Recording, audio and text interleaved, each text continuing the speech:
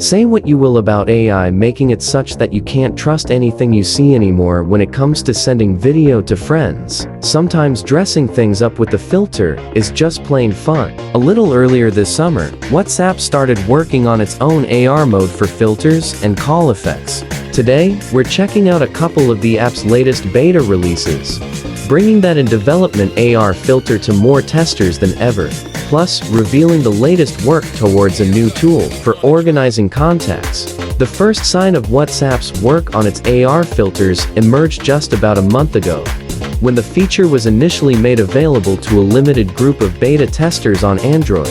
That development on Android still continues, but now Wabatanfo shares that iOS testers can join in the fun as well, with the new version 24.17.10.70 for update.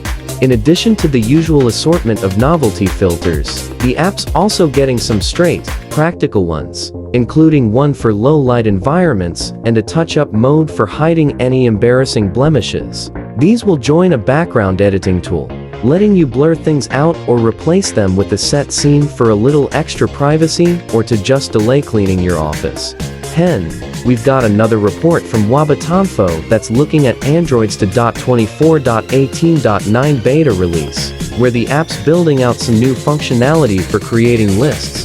These can consist of individual contacts or even multiple groups, and the site notes that this all feels very similar to the way WhatsApp Business handles what it calls labels. It's possible that both that and the personal version of the app could end up adopting lists to serve the same purpose, letting users quickly communicate with contacts that share some commonality, but don't need to communicate among themselves in one big group together.